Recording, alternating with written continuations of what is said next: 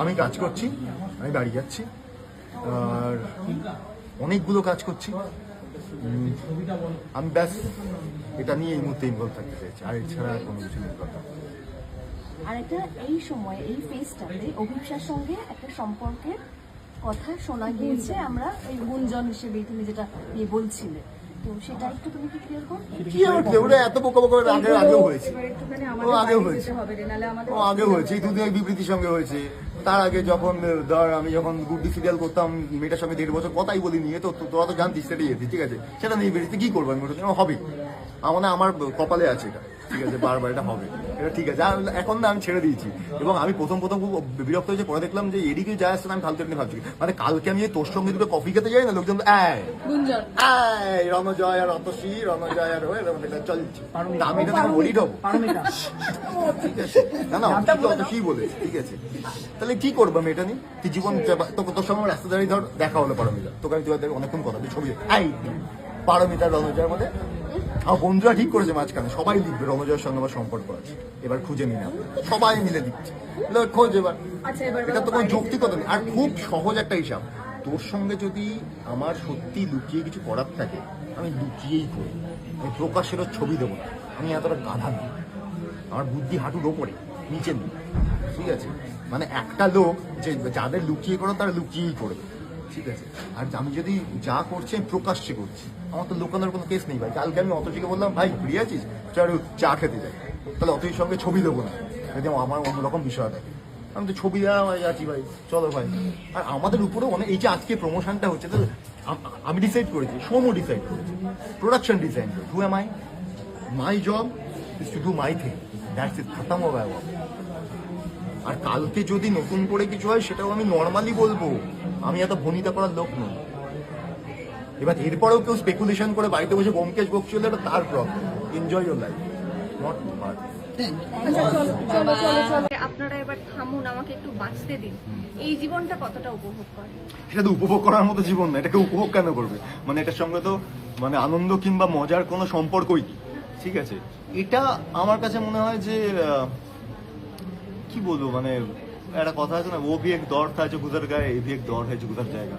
সূর্য পূর্ব দিক থেকে ওঠে, পশ্চিম দিকে ওঠে না। এবার আমি যদি এখন এটা প্রমাণ করতে যাই যে না সূর্য পশ্চিম দিক থেকেই ওঠে, তাহলে আমার মতো পাগল কেউ নয়। তাই আমি সবসময় বলি যে সত্যিকে কখনো প্রমাণ করতে হয় না, সত্যি ইটসেলফই একটা প্রমাণ, মিথ্যেকে অনেক রকম যুক্তি দিয়ে প্রমাণ করতে হয়, ঠিক আছে। এবার আমি ওই গেমটার আর পার্ট হতে চাই না। আমি এটা বলি কারণ because my families are also involved, people should be much more sensitive in that days, this kind of a days. এবার পুরো একটা কোনো কিছু লেখা হচ্ছে, লেখার পর নিচে গিয়ে লেখা আছে, এর কোনো প্রমাণ নেই আমাদের কাছে, ঠিক আছে, এটা আমরা সূত্র দ্বারা জানতে পারি। তাহলে লিখলি কেন ভাই? পাবলিক তো প্রথমটা উপরটা পড়লো, পৃথিবীর কোনো কোনায় দাঁড়িয়ে যদি একটা লোক বিশ্বাস করে, সে দায় কি সে নেবে যে এটা লিখলো? এটা খুবই আপত্তিকর। আমার এটা বরাবরই মনে হয়ে এসছে, আগেও মনে হয়ে এসছে, যখন এরকম কোনো কথা হয়েছে, কিছু হয়েছে না হয়েছে। হ্যাঁ, আমি অনেক এরকম কথা শুনেছি আমার সম্পর্কে, যে আমার ফ্ল্যাট আছে, এই আছে সেই আছে, ফ্ল্যাট আমার কিনে ফেলে, তো এত ফানি লাগে, একসময় পরে হাসি পেয়ে যেতে। What will I do? অমিতে আমাকে জিজ্ঞেস করেছিল ফোন করে যে is that right? I was like okay বুঝলাম, অমিতের আমার প্রতি ভালোবাসা অনেক বেশি, ঠিক আছে, তাই আমি জিজ্ঞেস করেছি।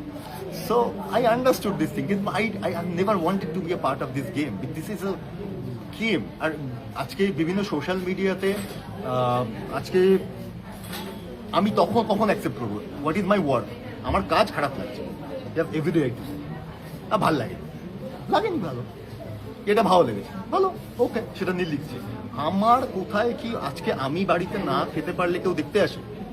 আমার বাড়িতে কি সমস্যা হচ্ছে কেউ দেখতে আসে? তাহলে এত লোককে আমি জবাব দেওয়ার, তো আমি জবাব দিয়ে করার তো জায়গা দেই। তাহলে বলবে যে তোমার ভালো সময় কেন শেয়ার করো? আরে ভাই, ভালো সময় তো শেয়ার করাই উচিত, লোকের মধ্যে ভালোটা ছড়িয়ে পড়ে, তো বলে খারাপ সবকিছু লোক শেয়ার করতেই যাবে কি? পাগল কেউ?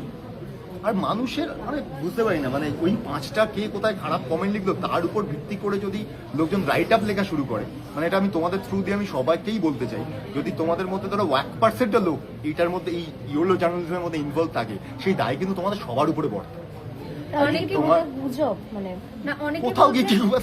অনেকে বলছেন প্রতিজ্ঞা ধারাবাহিকটা হিট করানোর এটা নাকি একটা নেপথ্য টিআরপি, তাই না, এটা হচ্ছে যেহেতু আমাকে নিয়ে কথা হচ্ছে তাই ধারাবাহিকের উপর আসছে, এটার সঙ্গে ধারাবাহিকের কোনো সম্পর্ক নেই। কারণ হচ্ছে ধারাবাহিকের প্রত্যেকটা ধারাবাহিকেরই তুমি গিয়ে দেখো, সেটা হচ্ছে ওদের একটা স্পেসিফিক পিআর স্ট্র্যাটেজি এবং প্রমোশনাল ইভেন্টস থাকে, ঠিক আছে। এবার চারটে কোথা থেকে বসে কোন ভেতরে কে বসে চারটে কথা লিখলো, তোমার পাশের বাড়ির কাকিমার পছন্দ নাই হতে পারে রূপালি, যে তুমি কেন এই জামাটা পরে যাবে। সে রোজ চায় তোমাকে দেখতে তুমি শাড়ি পরেই যাবে, যে তুমি কমফোর্টেবল হও কি না হও, তার ওপিনিয়নের উপর ভিত্তি করে তোমার জীবন চলবে না রূপালি। তুমি বাড়িতে বসে তুমি কাজ না করলে তোমার বাড়ির তোমার সমস্ত খাবারের দায়িত্ব সে নেবে না রূপালি। তো তার ওপিনিয়নের উপর ভিত্তি করে আমার জীবনযাত্রা চলতে পারে না। এবার তার ওপিনিয়নের ভিত্তি করে যদি রাইট আপ লেখা হয়, সেটাকে আমি দেখে হাসবো, আমি রিয়াক্ট করব, আমার কিছু বলার থাকে। কিন্তু বলার এটাই থাকে যে সেই রাইট আপটা যদি পুরো ফ্র্যাটার্নিটিকে এক বিন্দু হলেও ছুঁয়ে যায় কলঙ্কের জায়গা থেকে, সেটা হওয়া উচিত। বিকজ আমার মনে হয় যে দিস মিডিয়া ফ্র্যাটার্নিটি, এই তোমরা সবাই তোমরা অনেক অনেক ভালো কাজ করো, অনেক ভালো কাজ করে, এবং সিরিয়াসলি বলছি। মানে আজকে প্রচুর এমন ইন্ডিভিজুয়াল আর্টিস্ট আছে যারা আজকে উঠে এসেছে তোমাদের জন্য, সেখানে এইগুলোকে কোথাও গিয়ে তোমাদেরই দায়িত্ব নিয়ে আজকে আস্তে আস্তে স্টপ করানো উচিত। যে ভাই যদি কোনো কিছু বলতে হয়, give us a proof, proper proof, then only will write. If you don't have, will not write. Just because sake of, এটা ইউটিউবিয়ানরা করবে জাস্ট দুটো ভিউ বাড়ানোর জন্য, এর কথা জুড়ে ওর কথা জুড়ে চার কথা জুড়ে। The proper journalist should not do that. That is what I believe. আজকে হতেই পারে উপল তুমি ফোন করেছো, আমি ফোন ধরিনি, ধরতে পারিনি, আমি কাজে মধ্যে আসতে, কিংবা মানুষ দেখছো, তাই মানে এটা না আমাদের ফোন ধরনি ছেলে, এটা হতে পারে না। It is what I can say. আচ্ছা, তো বক্তব্য রেখেছো, শ্যামক্তি এখনো পর্যন্ত কোনো বক্তব্য রাখেনি। শ্যামক্তি কি তাহলে তোমার থেকে অনেক বেশি মানসিক দিক থেকে পরিণত? দেখো এইভাবে এই জাজমেন্টটা করার তো আমি কেউ নই, মানে এটা আমি আর কেনই বা করবো। আমরা আলটিমেটলি দিনের শেষে ইন্ডিভিজুয়াল দুটো মানুষ, ঠিক আছে। আমি শুধু এটুকু জানি যে when I have asked her, she said I haven't said anything, তো বাত খতম হয়ে গেল একটা। তাহলে এটা লিখলো কি প্রমাণের ভিত্তিতে লিখলো? এবার আমি চারটে গিয়ে তাকে প্রশ্ন করতেই পারি, কিংবা যারা যারা লিখছে কিংবা বলছে, কিন্তু তারপরে ভাবলাম যে ছোড়ো ঘন্টা ফরাক নেই পড়তাম। ওই যে বললাম যে আজকে সে লিখে দিল এই হাতি মাংস খায়, হাতি মাংস খাওয়া শুরু করবে। আরে ভাই, হাতি তো চিরকাল ভেজ খেয়ে আসছে, তাহলে প্রমাণ করো হাতি মাংস খেয়েছিল, কোনদিন কেউ দেখেছিল, সেই প্রমাণ করার দায়িত্ব তার, আমার নয়। আর তোমার ভবিষ্যৎ পরিকল্পনা কি আছে? তোমার সূত্রপাত হয়েছে, ঘটনা যখন থেকে সূত্রপাত হয়েছে তখন তারা চ্যানেল শুনতে পারছেন না উনি, বা তখন আমার প্রয়োজন বোধ হয়নি। আমার ফ্যামিলিকে নিয়ে আমার কথা তখনই প্রয়োজন বোধ হয়েছে। কারণ কি, আমি হাজারটা কাজের মধ্যে এই আজকেও এখানে এসেছি, এখানে এসে আমার এই কথাগুলো নিয়ে বলারই কথা নয়। তোমরা জিজ্ঞেস করছো, আমার এখনো মনে হয় যেটা নিয়ে আমরা সব করে দিই, কারণ এটা গুণ গাওয়ার মতো ছবি, একটা ইন্ডিপেন্ডেন্ট ডিরেক্টর এত কষ্ট করে ছবি বানিয়েছে, এটা নিয়েই কথা বলার কথা, ঠিক আছে। তো আমি কি মানে কেন প্রত্যেকটা বিষয়ে মানুষকে অ্যাকশন নিতে হবে?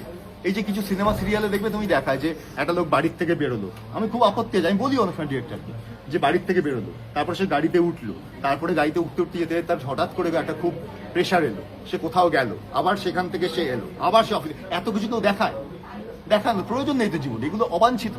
আমি ঘুম থেকে উঠলাম, কাটটু আমি অফিসে বসে আছি, কাজ করছি, কাটটু আমি বাড়ি চলে এসেছি, আমি বাড়িতে বউর সাথে কথা বলছি, কাটটু ঘুমিয়ে পড়েছি, এই তো হওয়া উচিত।